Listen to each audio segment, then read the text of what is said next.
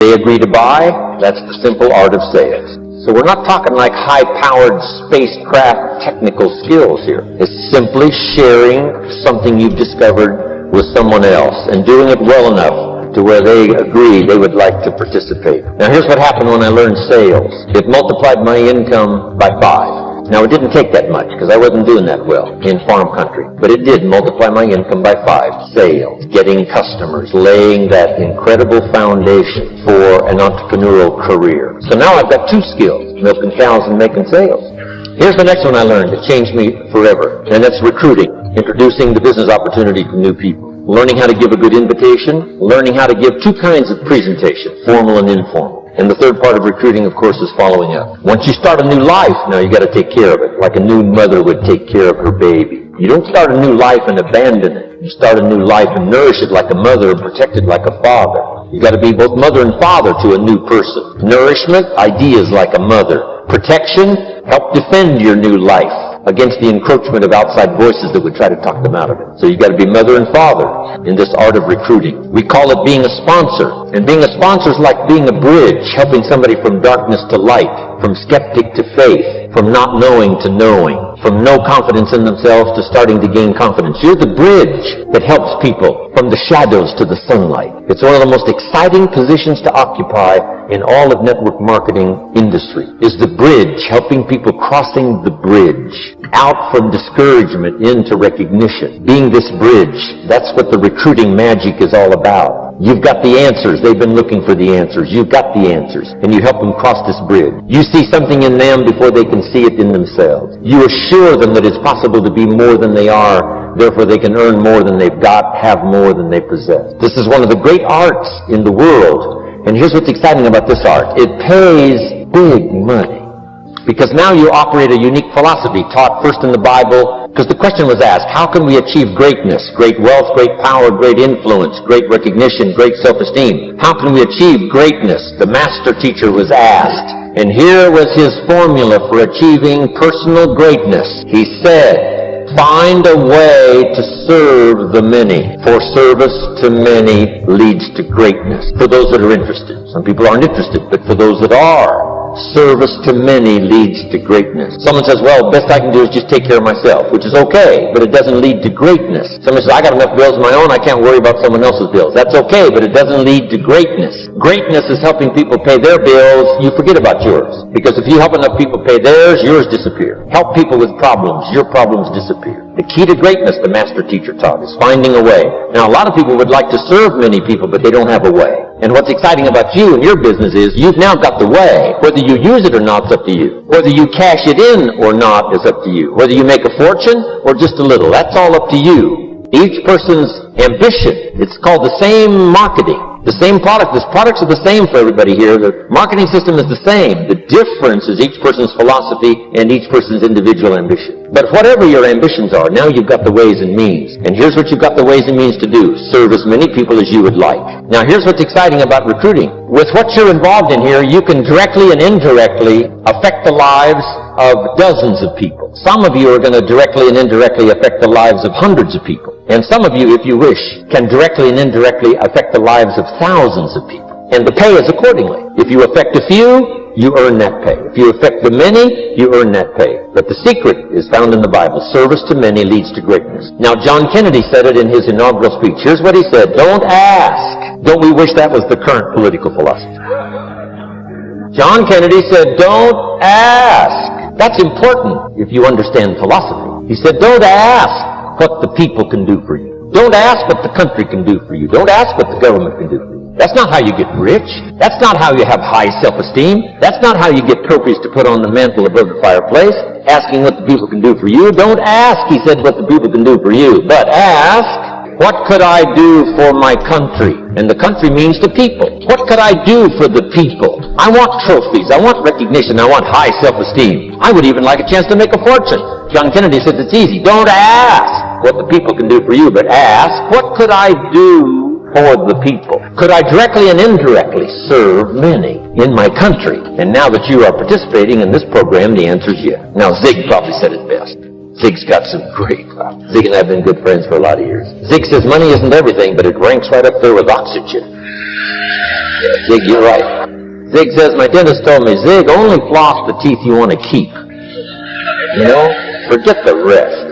But here, Zig is famous for this now. This is one of Zig's philosophies, and it goes right along with the other two, the Bible and John Kennedy. Here's what Zig says. If you help enough people get what they want, you can have everything you want. If you help enough people get what they want, you can have everything you want. Now, wanting everything you want, we call that self-interest. But it's okay to have self-interest if you do it in a positive way. By helping enough people get what they want, you can have everything you want. Now, you can accomplish all that by learning this next skill called recruiting. And I learned it, and it made me fortunate. So now I've got 3 skills: milking cows, making sales, and recruiting. Here's the next skill I learned that paid big money: organizing. Once you got a few, get them to work together, see, and that's magic. Getting people to work together is magic. Now, yes, it's challenging, like having some, several members of your family. Getting them to work together is challenging, but it's magic. Getting husband and wife to work together is challenging, but it's magic when it happens. But everything magic is challenging. You just got to jot that down. Everything magic is challenging. But once you figure out the challenge and go for it, then the magic occurs. Let me tell you how magical people working together is. Let me quote the Bible again. It says, if 2 or 3 agree on a common purpose, nothing is impossible. Just try that on for your mental size. If 2 or 3 agree on a common purpose, nothing's impossible. Everybody's looking for a challenge. Here's what I teach, especially the kids. Here's the best challenge in the world. Let's go do it. Not you go do it. Let's go do it. If 2 or 3 of us decide on a common purpose to do it, nothing's impossible. Incredible. Working together, organizing. Now, when everybody's an independent, now it's a little more challenging. Like having kids, they've each got their own opinions. They've each got their own ambitions and desires. It's challenging. You've got a variety. But that's what makes life the variety. Getting people to work together. It's like herding cats. Sheep are easy, but you got to try cats, herding cats.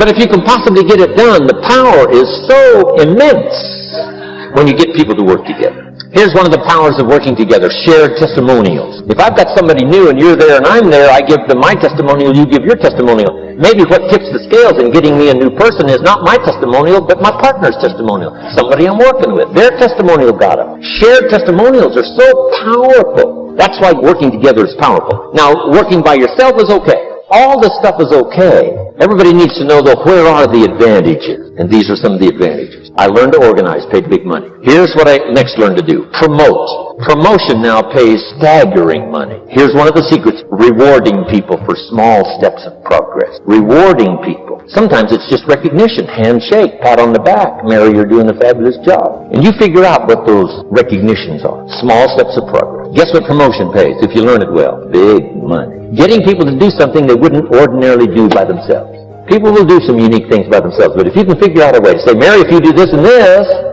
she says, well, I'll go for it. Now, she wouldn't have thought of that on her own. Here's what works magic. It's better than money. Money is a bit unimportant. Here's what's important: ingenuity. The best place to wake up your ingenuity is what you're doing right now. Representing a unique product and getting customers, recruiting distributors, and promoting and all this stuff. Ingenuity. Figuring out a way. If it doesn't work this way, we'll work another way. I used my ingenuity, made a fortune. My ingenuity worked on doing all these campaigns: the spring campaign, and the summer campaign, and the winter campaign. This week we're going to recruit school teachers. How many of you got? How many of you got?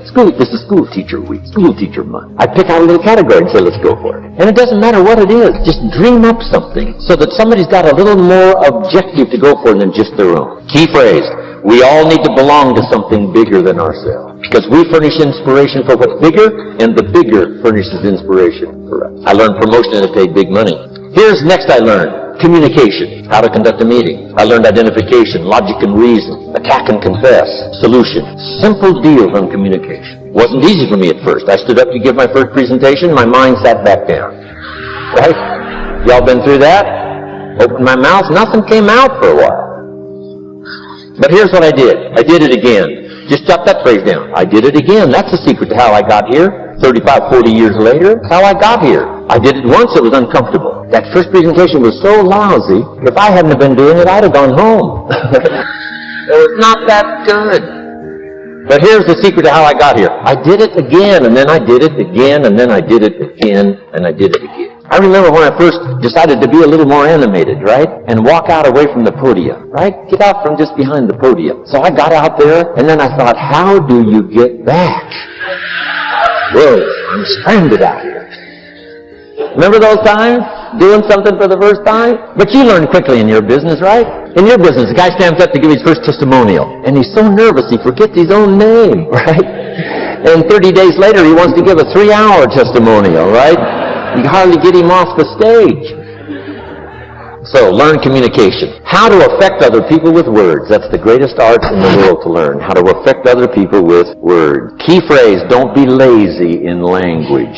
If you learn to use the gift of your own language wisely, it can make you a fortune and build an incredible life. Here's 3 other things I learned. One is to train. Training people how the business works. And then I've used another word called teach. Train and teach. And only to say this. Training people how the business works. Teaching is how life works. Because here's what all of us need for the 21st century. Business skills and life skills. The life skills are leadership skills. The life skills are learning how to set goals. Now here's the ultimate skill to learn that can transform your life and the life of whoever will listen. The ability to inspire. Inspire means help people to look up a little higher than where they are and wish they could get there. And inspire them that it's possible. Here's how we inspire, by our own testimonial. If I can do it, you can do it. Here's how else we inspire, by others' testimonial. If they can do it, Mary, you can do it.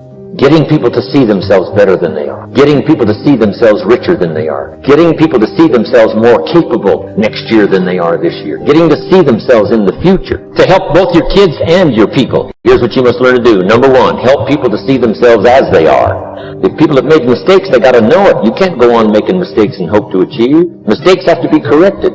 And you've got to do it with your children. Help them to see themselves as they are. If they've messed up, here's what you've got to say. You've messed up. But here's what's important as a parent. Don't leave them in the mess.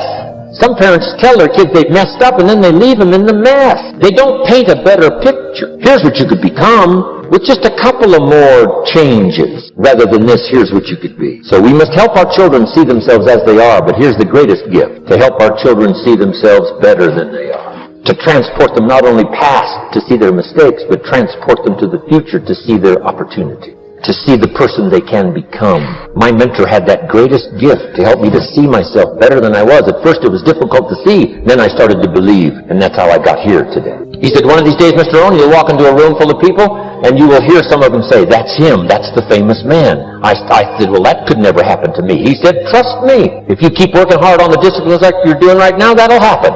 Jot these notes down now on leadership. Here's the first one. To attract attractive people, you must be attractive. Sometimes when we need other people in our enterprise, we go to work on them. When the real key is, first of all, to go to work on yourself and become an attractive person. Now, it's not a bad idea to ponder and think, what would make me an attractive person? Here's one, a refinement of philosophy so that you really understand life and challenge to the best of your ability. Your philosophy about the marketplace and politics and government and the work ethic.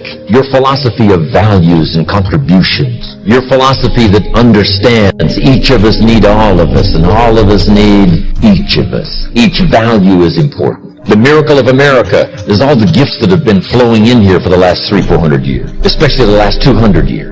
No country in the last 6,000 years has become such a depository of the gifts of the world like America has the last 200 years. There's been nothing like it in recorded history. So many of the gifts of the whole world deposited in one country. My grandparents came from Odessa, Russia. They were German, but, when Peter married Catherine, all those years back, it opened up the door for a lot of the Germans to move to Russia. And they moved and taught the Russians farming methods, and my grandparents moved to the Ukraine, Odessa. When I lectured in Moscow, some came all the way from Odessa up to Moscow. Now they want me to come from Moscow down to Odessa.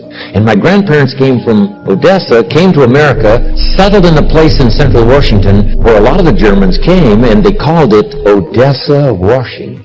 Named after Odessa, Ukraine. My grandfather served in the Tsar's army a long time ago. In the Tsar's army, they had this deal, based on your deportment, you got certain points. And if you accumulated enough of these points, you got to put your name into a lottery. And my grandfather accumulated enough of these points based on his deportment in the Tsar's army and got to participate in the lottery.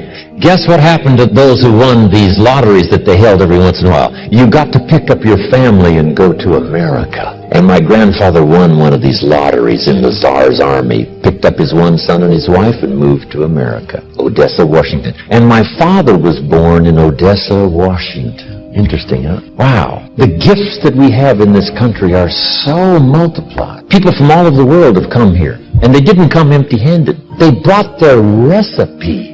They brought the work ethic. They brought the gift of language. They brought the gift of law. They brought the gift of music, the gift of medicine, the gift of healing. Wow. America is such a composite of all the gifts of the world. The ethnic streams that have been flowing in here have made us great. Ethnic cleansing. Where would we start?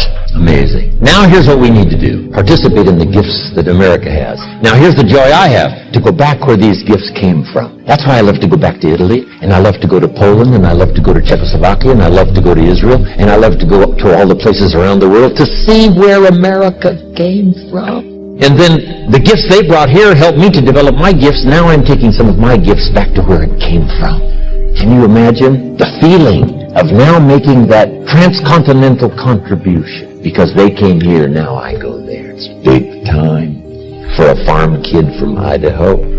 But to attract attractive people, you must be attractive now, working hard on yourself. Jot this down. Leadership is really the challenge to be something better than mediocre, something better than average. The step above, not just to be above from ego standpoint, but the step above so you can help someone else. What speaker was it that said, in order to lift someone up, you must be on higher ground? How true. And the challenge of leadership to be something more than average or mediocre has these components. Make this list. This is a good list. Learn to be strong but not rude. Strength we need, rudeness we don't need. Here's where it's important to learn the graces, not just the skills. Next, be kind but not weak.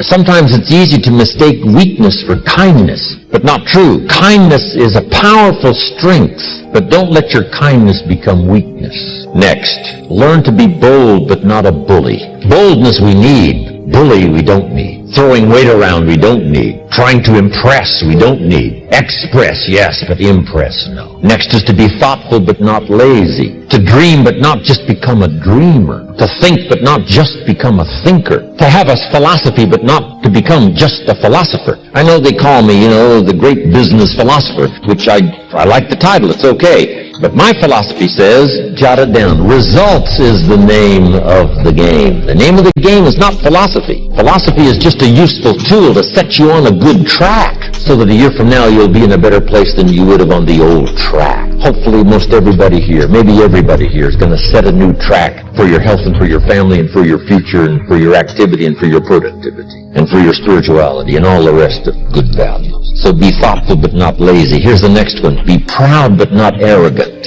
Pride we need. Team pride and community pride and state pride and country pride and personal pride and family pride, but not arrogance. Don't let your pride slip into arrogance. Here's the next one. Be humble but not timid. Some people mistake timidity for humility. But humility is a virtue. Timidity is an illness, a malady that can be corrected. You can learn to drive your timidity into such a small corner, it does not now disturb the rest of the house. Here's one more. In terms of sophistication, doesn't take much to learn and practice the art of sophistication. Here's a good one. Humor without folly. Humor has its place, but just don't cross the line so that your humor becomes folly. Next, it's okay to be witty but not silly. If you want to lead as a parent and lead as a manager and lead as an entrepreneur, if you want to lead as a community leader and lead as a senator and lead as an important person of influence and power, witty, yes.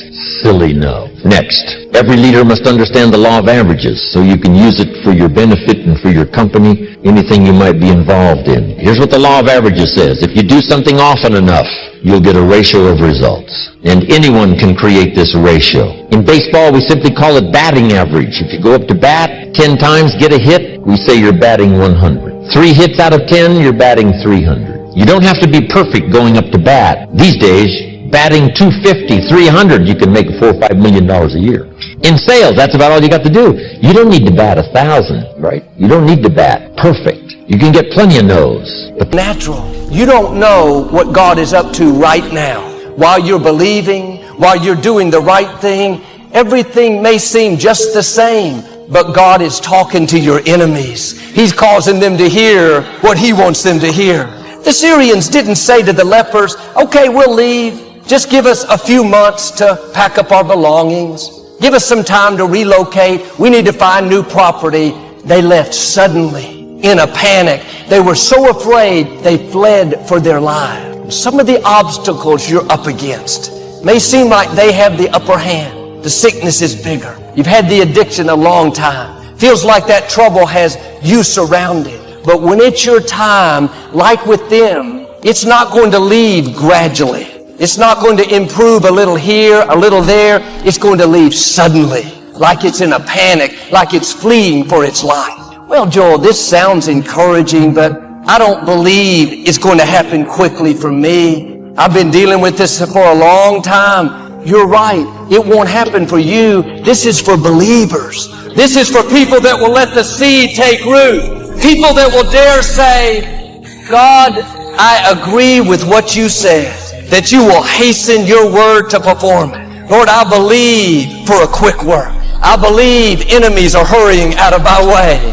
I believe I'm going to see a rapid turnaround. A friend of mine worked for this company where his supervisor wasn't treating him right. He was jealous of him. My friend had a great attitude. I never heard him complain. He just kept doing the right thing, even though this supervisor would try to discredit him and make him look bad. This went on for several years. The supervisor was in his early 40s. Been with the company almost 20 years. Looked like my friend would always have to deal with this. But one Monday morning, he went to work. The owner of the company called my friend in and said that the supervisor was leaving and this owner wanted him to have his position. My friend asked, when was this going to happen? When was he going to leave?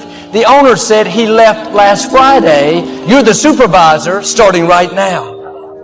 God knows how to cause people to hurry out of your way, to do things quickly, things that you didn't see coming. That supervisor could have been there another 30 years, but he suddenly left.